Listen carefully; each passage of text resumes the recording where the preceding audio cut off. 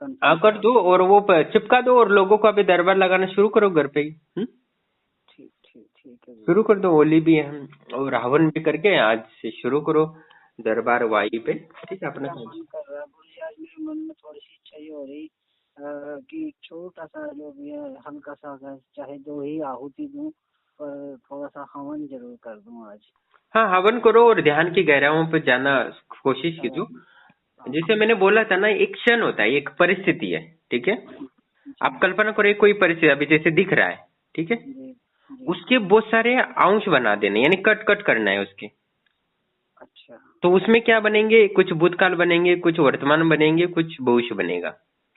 तो उसको और डिटेल में जाने की कोशिश करना है, और डिटेल में जाने की कोशिश करना है, और डिटेल, तो आपको सारा कुछ दिखने लगेगा। अच्छा, यानी आप ये कहना चाह रहे हैं जितने भी उसमें से भाग होंगे, कण होंगे छोटे छोटे, उन सब पर दृष्टि डालनी है। हाँ अभी क्या, जैसे कि मैं अभी बता रहा था, एक्शन है, जैसे आपको दिखा अभी वो आदमी है तांत्रिक प्रयोग कर रहा है, ठीक है। तो उसको और आपको कट कट करके सूक्ष्म से सूक्ष्म देखना है, और अंदर जाके देखना है, और अंदर जाके देखना है। जी जी जी। तब आपको देखना है कि अभी जब भविष्य में जाना है तो उसमें तीन मैटर होंगे, तो उसमें आपको कल्पना करना मैं भविष्य की ओर जा रहा हूँ, तो आपको भविष्य की ओर ज्यादा दिखने लगेगा। और फिर वापस आना है, आपको देखना है अभी भूतकाल, तो अभी भूतकाल की ओर जाना है, तो भूतकाल में आपको दिखेगा। फिर वापस आना है कि अभी वर्तमान में जाना है मुझे, तो वर्तमान की चीजें पढ़ते आपको दिखने लगेंगी। जी जी यानी एक कण है, उसके बहुत सारे टुकड़े करने हैं। जी जी। तो उस कण में उसमें तीन डिपार्टमेंट हो जाएंगे, एक भूतकाल का, एक वर्तमान का और एक भविष्य का। अवश्य वेरी तो गुड। उसमें सूक्ष्म सूक्ष्म तो और जाने की कोशिश करना है, बस यही। फिर वापस आना है, फिर इसमें जाना है, फिर ऐसा कल्पना करना है, आपको दृष्टि को घुमाना आ जाएगा आसानी से। आ जाएगा। ठीक ठीक समझे? ठीक। समझे? सूक्ष्म एक क्षण को होता है, एक क्षण को पकड़ लिया, उसके तीन टुकड़े किया, भूत भविष्य वर्तमान, फिर उसके अंदर अंदर अंदर अंदर जाने की कोशिश करनी। जी जी जी जी। थोड़ा प्रैक्टिस करेंगे तो समझ जाएंगे ये। हाँ हाँ गुरु जी, बस मैं इसमें आपने बहुत ही जो है मेरी जो है ये समझ लो गुरु जी, आपने मुझे बहुत कुछ बता दिया आज, बहुत कुछ दे दिया। जो मेरी सबसे बड़ी दीवार थी वो आज आपने गिरा दी गुरु जी। ये इस अवस्था को त्रिकालदर्शी अवस्था कहते हैं, इसको समझ लिया था। जी जी जी इसको जी। समझेंगे तभी आप पूर्ण त्रिकालदर्शी बन पाएंगे। बन पाएंगे। जी हम्म। ठीक है, तो ये भूत भविष्य वर्तमान, और ये जो क्षण है उसमें, जैसे पत्थर के कण होते हैं, सूक्ष्म सूक्ष्म काटेंगे तो कैसे परते बनेंगे, वैसे जी आपको ये क्षणों को काटना आना चाहिए, उसको भूत भविष्य वर्तमान में डिपार्टमेंट करना है, और उनको अति सूक्ष्म से और जाना है, उसमें परमाणु तक जाना है, उसके जी गुरु जी जी। छोटा कण से उसमें परम अणु तक जाना है, एकदम अंत तक जाने की कोशिश करना। तो आपको वो अवस्था आ जाएगी, त्रिकालदर्शी अवस्था। अवश्य। ठीक। ठीक है, ठीक है, इसका अभ्यास करेंगे तब समझ में आए। ठीक है। जी ओके। जी। ओके, प्रणाम, चरण स्पर्श गुरु जी। ओके। प्रणाम दोस्तों। जैसे कि आप बहुत कुछ लोग जानते हैं कि त्रिकालदर्शी बनना है, चाहते भी हैं, पर वो ये नहीं जानते कि उनको क्या लगता है कि बस ये लगता है कि प्राणायाम करो, ध्यान करो, देवी को सिद्ध करो तो मैं त्रिकालदर्शी बन पाऊंगा। वैसा नहीं। आप जब तक उस जो ब्रह्मांड में क्षण एक तत्व होता है, वो तत्व को जब तक आप समझ नहीं पाओगे, तब आप त्रिकालदर्शी अवस्था आपको प्राप्त नहीं हो पाओगे। क्योंकि भले आपको थोड़ा बहुत दिखता हो, पर वो त्रिकालदर्शी की अवस्था नहीं है, वो प्रथम अवस्था है। और आपको त्रिकालदर्शी की अवस्था को प्राप्त करना है तो आपको क्या करना होता है, एक क्षण नामक तत्व होता है, उसको समझना होता है। जितने काल होते हैं, जैसे भूतकाल, वर्तमान, भूत भविष्य वर्तमान काल, एक परमाणु कहते हैं, परमाणु समझ सकते हो उसको। परमाणु तो आपको पता होगा, जैसे एक कण होता है, उसके बहुत सारे टुकड़े करते हैं, यानी एक कण के बहुत से सूक्ष्म तक कण को हम परमाणु कहते हैं। तो परमाणु की वही प्रक्रिया एक क्रमबद्ध चलती रहती है। वैसे एक क्षण होता है, उसको एक क्षण को जैसे भूतकाल है, वर्तमान काल है, भविष्य काल है, तो उसको भी सूक्ष्म हम भाग में विभाग करते हैं, तो एक क्रम बन जाता है। जैसे कि एक कण का परिणाम होता है दूसरा छोटा कण, दूसरा कण का परिणाम होता है उससे छोटा कण, वैसे ही अंतिमतः परमाणु होता है। वैसे ही भूतकाल का परिणाम वर्तमान होता है, वर्तमान का परिणाम भविष्य होता है। तो जब हम इस क्षणों पे एक योगी ध्यान करता है, जब गुरु के माध्यम से थर्ड आई ओपन होता है, उसके पश्चात योगी उस एक एक क्षण को ध्यान करता है। जब भूतकाल को समझता है तो वर्तमान क्या होगा ये समझ जाएगा, और वर्तमान को समझ जाएगा तो भविष्य क्या होगा ये समझ जाएगा। यानी भूत क्षण का परिणाम वर्तमान ही होता है, वर्तमान क्षण का भविष्य होता है, और भविष्य समझ जाता है। तो ये समस्त प्रकार की जो ब्रह्मांड की सृष्टि क्रिया है, ये एक ही क्षण पर परिणाम करता है। यानी जो भविष्य होता है वही आगे जाके भूतकाल बनता है। तो ये सृष्टि का जो भी कर्म है ब्रह्मांड का, एक प्रक्रिया से ही चलता है।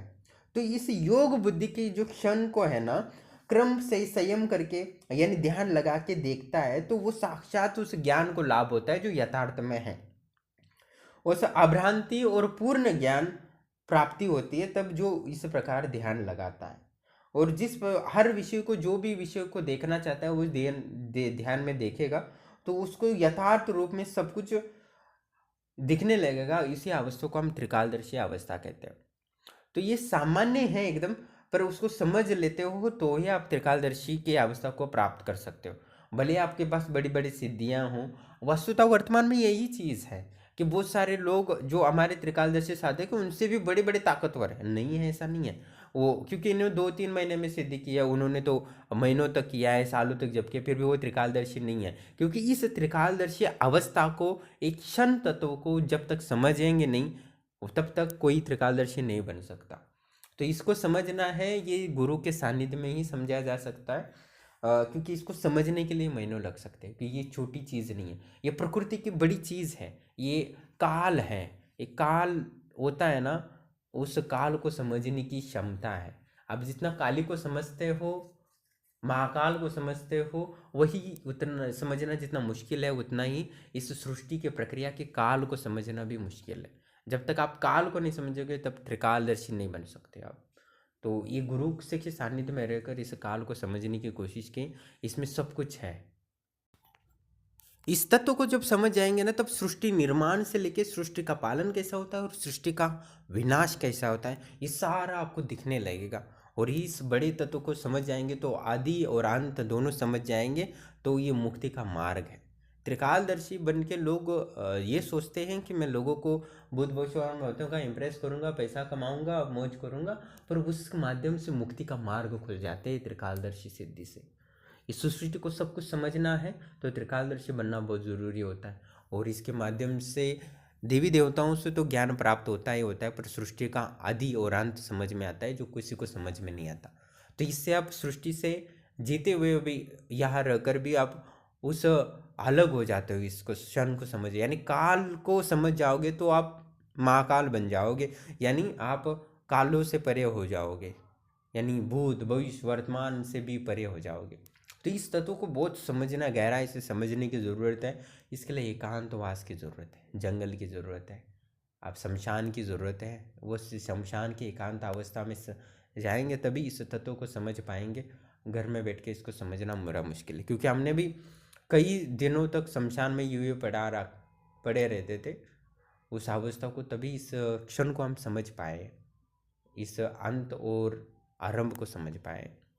जैसे ही इस तत्व को समझ जाता है, इस ज्ञान को प्राप्त हो जाता है, प्रकृति के इस ब्रह्मांड के रस को समझ जाता है, क्षण और काल के तत्वों को, तो उसके पश्चात वो किसी भी क्षण को या एक पेड़ को या किसी व्यक्ति के फोटो को देखता है तो 3 विभाग देखने लगते हैं उसको, या तो भविष्य, वर्तमान और भूतकाल।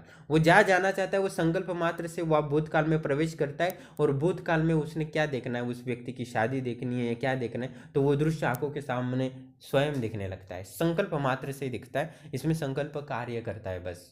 तो इसमें बस संकल्प से ही होता है। बस इस तत्व को समझ लोगे तो हर कोई त्रिकालदर्शी बन सकता है। और इस पूर्ण त्रिकालदर्शी बनने के लिए इस तत्व को समझना होगा। और जिन्होंने भी अभी तक त्रिकालदर्शी बने आश्रम से माध्यम से, तो उनको ये सबको इस तत्व को समझाने का हम प्रयास करें, क्योंकि ये बहुत मुश्किल है। मुश्किल यानी मानसिक बुद्धि से परे होना था। ये नहीं तत्व को समझते हो तो वो काल से परे हो जाता है, उस परमानंद को प्राप्त कर सकता है। जो मैं चलते फिरते दिव्य आनंद की बात करता हूँ, आनंद अनुभूति समाधि कहता हूँ या आत्म आनंद कहता हूँ, ब्रह्म आनंद सायुज्य कहते हैं, वो मुक्ति को प्राप्त हो सकता है त्रिकालदर्शी साधना से। वो काल से परे हो सकता है, उसको सृष्टि का सारा ज्ञान प्राप्त हो जाता है, आत्मा और परमात्मा का रहस्य भी पता चल सकता है। पर इस अवस्था को प्राप्त करने के लिए उतनी एकाग्रता की ज़रूरत है, उसमें संयम धैर्य की ज़रूरत है, और प्रथमतः गुरु पर विश्वास की ज़रूरत होती है, तभी ये सफल हो जाता है। और जो वास्तव में जान डाल सकता है ना, वही इस चीज़ को समझ सकता है। जो वास्तव में ईमानदार हो, चरित्रवान हो और सच्चे दिल का हो ना, वही उसके दिमाग में आएगा, नहीं तो नहीं आएगा। जो ये वास्तव में अपने सत्य पे चलता है ना, वही इस अवस्था को प्राप्त कर सकता है। बेकार लोग, बेईमान लोग और धोखेबाज लोग इसको अवस्था को बोली जाए, इस अवस्था को प्राप्त नहीं कर पाएंगे। और बहुत सारे लोग चाहते हैं त्रिकालदर्शी बनने का, और वास्तव में वो दिल से ईमानदार नहीं है, अपने आत्मा से ईमानदार नहीं है, कहाँ कोई प्राप्त कर पाएगा, असंभव सी चीज़ है। वो छोड़ देना चाहिए, अपना दूसरा काम धंधा करना चाहिए। जीवन को सत्य के लिए जिन्होंने कष्ट सहन किया है, सत्य की राह पर चलने के लिए दुख झेला है, अपमान झेला है, अपनी मान सम्मान अपना धन दांव पे लगाए हैं सत्य के लिए, वही इस अवस्था को प्राप्ति के लिए योग्य है और पात्रता है, बाकी कोई नहीं है।